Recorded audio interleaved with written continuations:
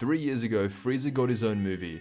Now he is free in the universe on a truce with Goku. 3 years later, it's Broly's turn. Can he pass the test? However they decide to write Broly in this movie, it isn't really going to feel like an old villain coming back. Goku and Vegeta, or anybody in Dragon Ball Super, has no idea who Broly is. The first time seeing a transformation on that level was Kale, and they didn't even think of Broly then. The story of Dragon Ball has always been Goku's influence on other characters, how he changes so many people from being bad to good just by being himself. So, what are the chances of that happening with Broly?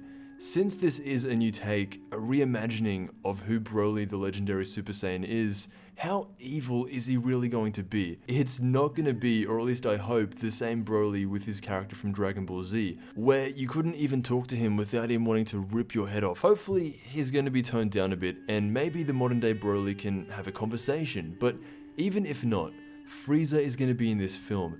And since the Multiverse Tournament, Frieza hasn't exactly turned good.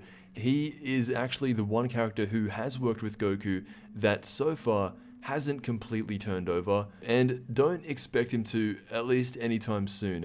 At the end of Dragon Ball Super, he went back to his army, setting up for what's to come in this movie. Now, in movie 8 of Dragon Ball Z, there were two characters to take from it. Number one is Broly himself, but the other one is his father, Paragus. For the majority of his life, Paragus had control over Broly. He was with him through everything, and he made Broly's story what it was in the original film. And he has been confirmed to be there in this new film, right alongside his son. Now, the reason this is important is because the idea of Paragus was to completely control Broly. That's why he kept that jewelry around him, that's what it did. But in this, Broly looks a lot more primal and doesn't look like he's being controlled at all. So Paragus' role would be completely different. There's barely any jewelry on him.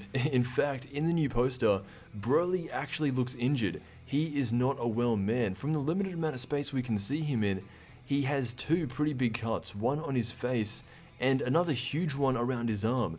And that's just what we can see from this angle. So the question is, what has Broly been doing this whole time? Toriyama has to find a way to make him at least as strong as the Super Saiyan Blues. And the way Dragon Ball characters have been powered up recently has been through training. That's all I can really see him doing. I can see them saying something like, he's the legend, so his training is 100 times more efficient. But strength means nothing in Dragon Ball anymore.